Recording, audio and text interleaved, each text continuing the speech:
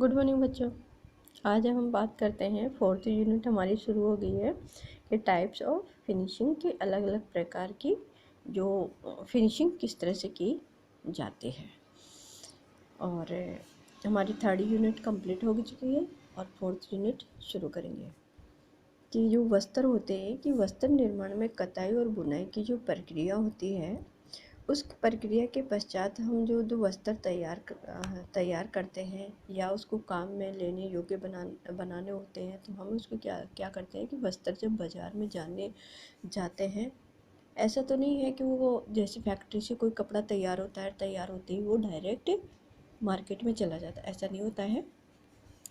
पहले हम क्या करते हैं, सूत तैयार करते हैं, सूत के द्वारा रेशे तैयार करते हैं, रेशे के द्वारा हम धागे जो उनको कपड़े बुनते हैं। जब वो कपड़े बुन जाते हैं तो हम क्या करते हैं कि उनमें ब्लीच देते हैं कि उनकी शाइनिंग के चमक देने के लिए बनाया जाता है। और जब वो ब्लीच देके शाइनिंग तैयार हो जाता है तो हम उसको क्या करते हैं, कंपनी में उस कपड़े को भेजते हैं। और जब वो कपड़े तैयार फिनिशिंग होने के बाद में वो कपड़ा जब वस्त्र तैयार होता है तो उनको पहले क्या करेंगे, धुलाई मशीनों के द्वारा जब गुजरते हैं तो उनमें क्या ऑयलिंग लगती है, डस्ट लगती है और गंदे होते हैं, तो उनको सबसे पहले उनकी धुलाई करते हैं। धुलाई करने के बाद में ब्लीच करते हैं और इस तरह से उनको अपने उस कपड़े को बिल्कुल साफ़ सुथरा बनाया जाता है। उसके बाद में उसके वस्त्र तैयार होते हैं। तो सबसे पहले हम कहते हैं वस्त्र की जो आपको थोड़ा सा उसके बारे में बताती हूँ कि वस्त्र निर्माण में कताई ए बुनाई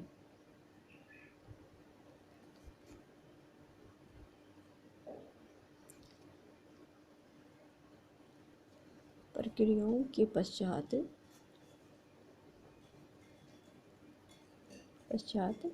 जो वस्त्र तैयार होता है,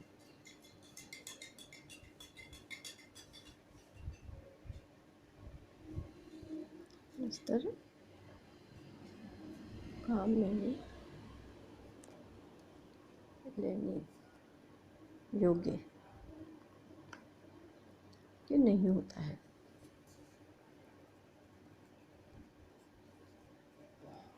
क्यों नहीं होता है? वो इसलिए नहीं होता है कि जब वो कपड़ा फैक्ट्री से बन के आता है या वहाँ से बनता है तो वो गंदा रहता है।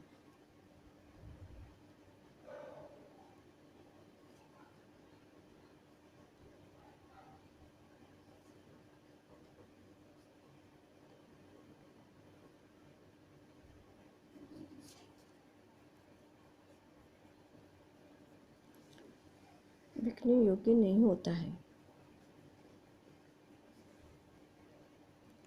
है, और क्योंकि वो इसलिए कि मशीनों के द्वारा वो गुजरता है।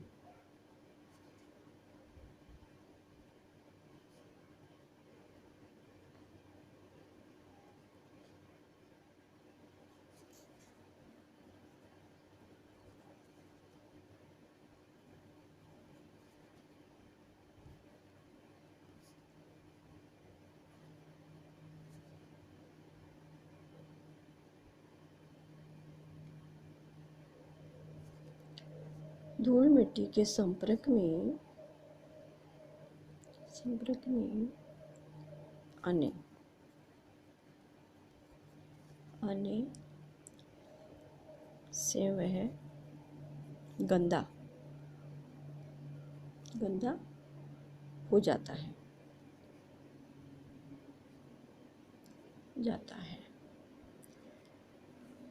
और इसके पश्चात इसके अतिरिक्त जो बुनाई है, बुनाई पश्चात वस्त्र ताने एवं बाने एक समान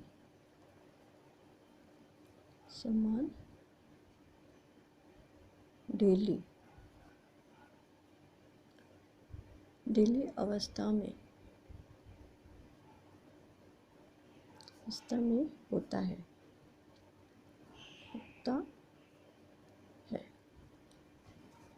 वस्त्र पर।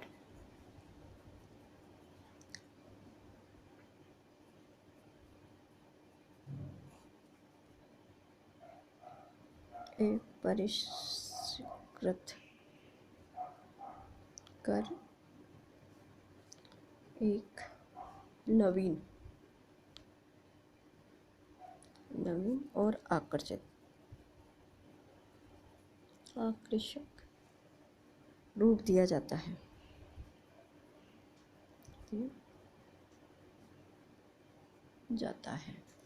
और बाजार में मूल्य व उपयोग को बढ़ाने के लिए वस्त्रों को रूपरेखा, चमक और मुलायम रूप दिया जाता है।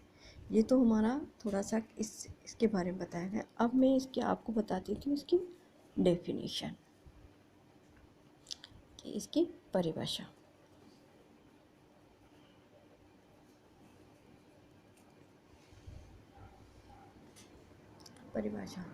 कि वस्त्रों को बुनाई के पश्चात दी जाने वाली जो प्रक्रियाएं होती है, जिसके द्वारा वस्त्र का बाह्य रूप और बाह्य स्वरूप परिवर्तन हो और उसको स्पर्श कर उत्तम रहे तथा वस्त्रों को कार्यात्मकता से भर्ती होती है, उसे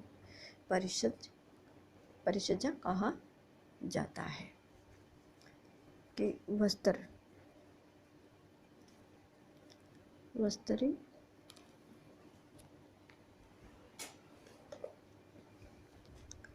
कि इसको करखे, मतलब चरखे जो होते हैं, करखे पर से उतारे गए तैयार वस्त्र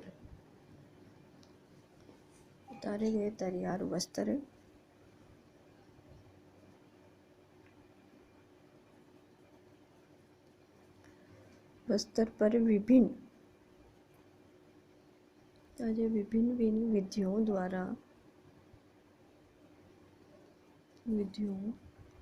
के द्वारा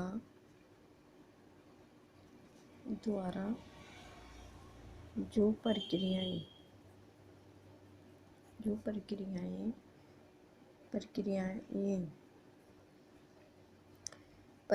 की जाती है जिससे वस्त्र का बाह्य रूप परिवर्तित होकर साफ सुथरा निखर जाता है। गुणों में वृद्धि हो जाती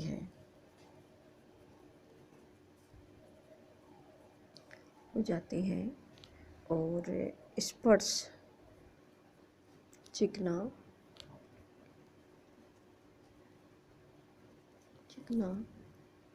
कोमल एवं मुलायम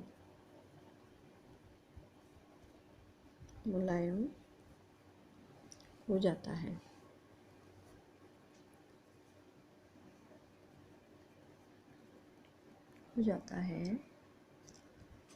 और जैसे मुलायम हो जाता है और देखने में, कि जब हम उसको छूते हैं या देखते हैं तो वह सुंदर दिखता है, सुंदर एवं आकर्षक लगता है।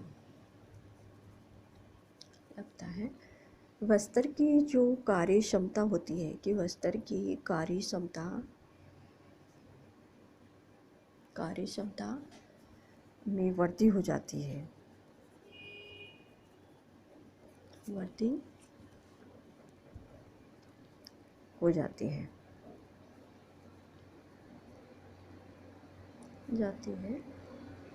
और इसको इसको इसको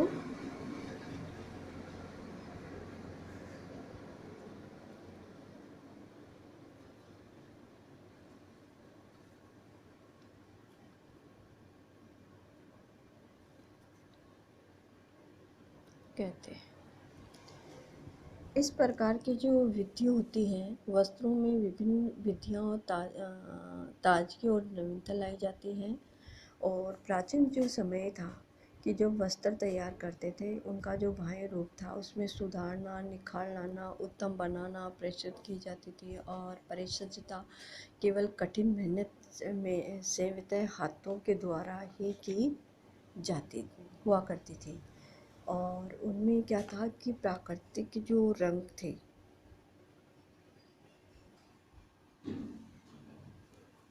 प्राकृतिक रंगों के उपयोग से जो वस्त्रों की सुंदरता होती है विधि रंगों का किया जाता है। वस्त्रों में कड़कपन लाने के लिए मांड, स्टार, शाइनिंग, मिट्टी आदि का भी उपयोग किया जाता था। आधुनिक समय में जो कार्य किया परिचर्या कार्य कम तथा शक्ति में किया जाता था। वैज्ञानिक के वस्त्र विज्ञान में आए क्रांति ने विभिन्न प्रकार की जो नई नई जो मशीनें हैं उनका आविष्कार किया, चमत्कार कर दिया। मशीनों के द्वारा परिशुद्ध करके चिकनाई, कोमलता, सुंदरता और आकर्षित मनोहर मनोभाव वस्त्र बनाए जाने लगे, जो न केवल रूप में आकर्षित अपितु गुणों में भी परिपूर्ण होते हैं। आज की स्थिति यह है कि अगर उपभोक्ता को रेशम के बारे में ज्ञान नहीं है तो परिचर्या के बारे में पर्याप्त जानकारी नहीं हो सकती और वस्त्रों का चुनाव नहीं कर सकता कि किसी व्यक्ति को अगर वस्त्र या उसके कि कॉटन है, सूती है, रियोन है, उसके बारे में अगर उसको नहीं पता है तो वो उस वस्त्र को अच्छी तरह से नहीं पहचान पाएगा और वो उसको खरीदने में कुछ या तो उसका मूल्य ज़्यादा दे देगा या फिर वो उसको सोचता रह जाता है कि मैं लूँ या नहीं लूँ। परिष्कृत कृतियों में परिचर्याओं के द्वारा जो रेशों के मौलिक गुणों में जो परिवर्तन होता है और जिससे ये पता लगता है कि ये कठिन है, अमुक वस्त्र किस रेशे का बना है। इसलिए उपभोक्ताओं को वस्त्रों पर जानने वाली जो परिचर्याओं के बारे में समुचित ज्ञान होना चाहिए ताकि वह सही दाम और सही वस्त्र का उपयोग कर सके और उसे खरीद कर सके। अन्यथा वह चमक दमक वस्त्रों के सम्मान में देखते हुए वे अपने आप को खो देता है। जैसे कि कई देशों में सरकारी आदेश रहता है कि वस्त्रों पर की गई परिचर्या का उल्लेख करें ताकि उपभोक्ताओं को उसे समझ सके और ठग से बच सके। और अब ये है और इसके साथ में कि वस्त्रों पर लंबे समय तक बने रहते हैं। उपभोक्ता अधिक समय तक वस्त्रों का जो उपयोग करता है। कुछ परिच्छेद अस्थायी होते हैं जो एक या दो धुलाई के उपरांत में समाप्त हो जाता है। वस्त्रों को उपयोग बनाने में ताजगी, नवीनता लाने के लिए परिचर्या करना पड़ती है, जैसे कि नील लगाना होता है, कलप लगाना होता है, इस्त्री करना होता है। तो ये इस प्रकार के काम होते हैं जिसे कि अपने इस प्रकार की परिचर्या गृहिणियाँ अपने घरों में आसानी से कर सकती है।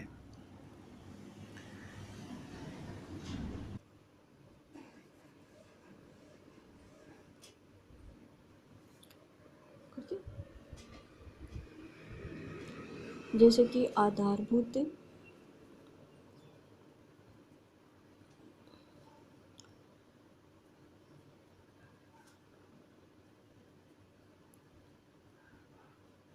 परिष्कृत भी परिचर्या। अच्छा, अब इसमें भी अलग अलग है। इसका है ब्लीचिंग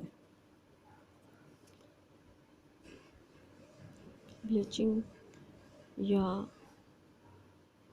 विरस जन करना,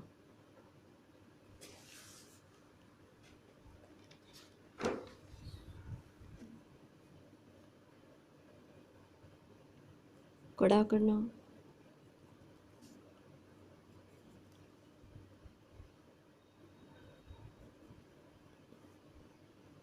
झुलसाना,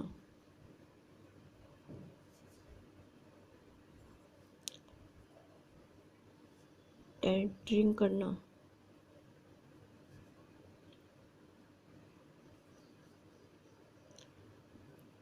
वस्त्र को कूटना,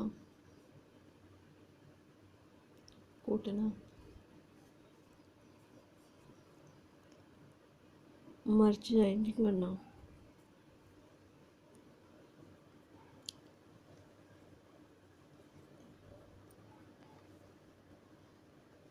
और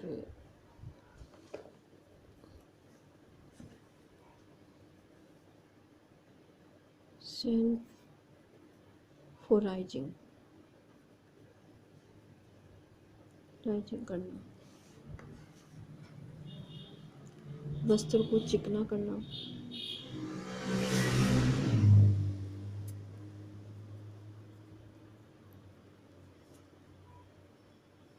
चिकना करना,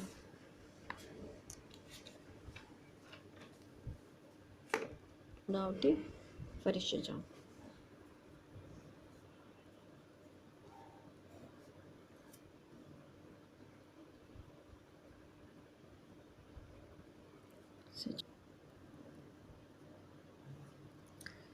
इसके अंदर है एम्बोस, एम्बोस या डिजाइन, डिजाइन सतह पर उभार,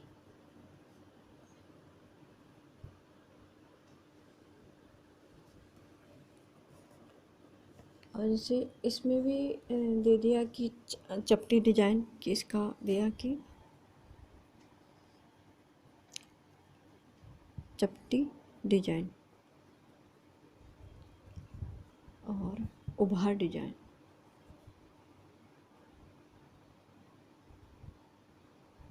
उभरा डिजाइन,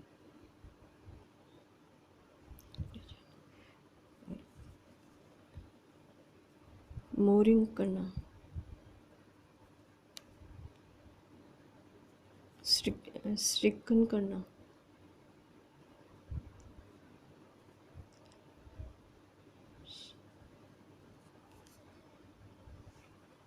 नेपिंग, नेपिंग,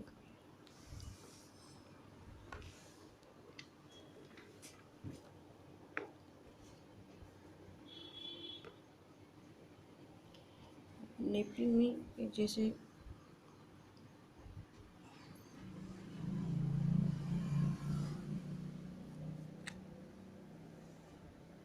नेपिंग में भी है कि गर्माट,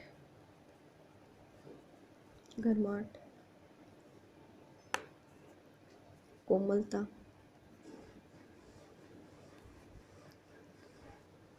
और जल विधब्बावरोधक, अवरोधक, और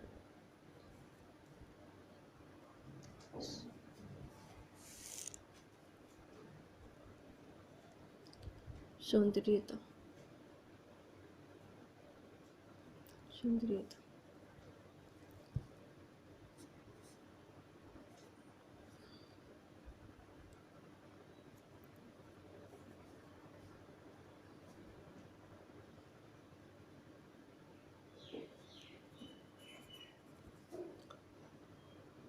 इसमें फ्लोकिंग,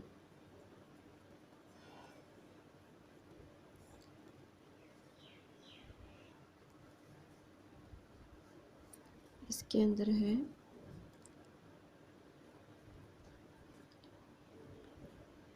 यांत्रिक,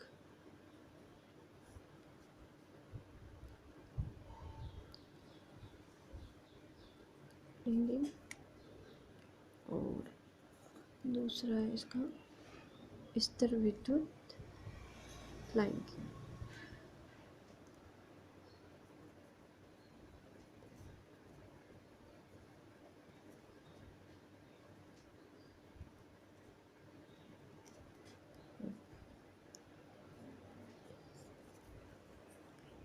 कार्य क्षमता की कार्यात्मकता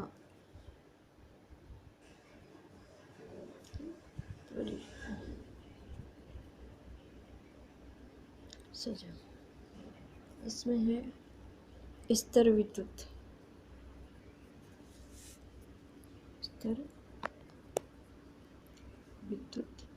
अवरोधक। दूसरा है अवशोषण क्षमता।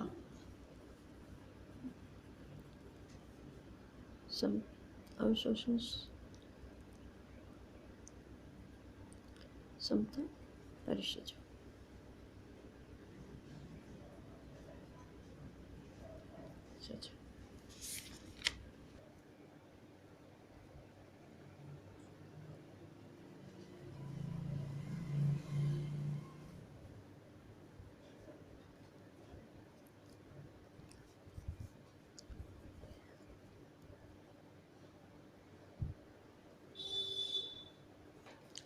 फफूंदी अवरोधकता।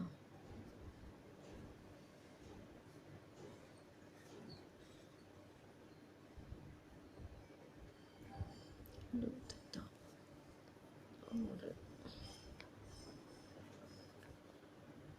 कीड़ों से बचाव।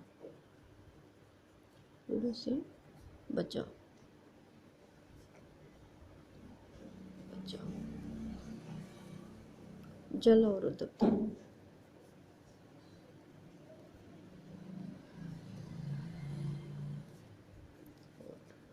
पानी अपकरण।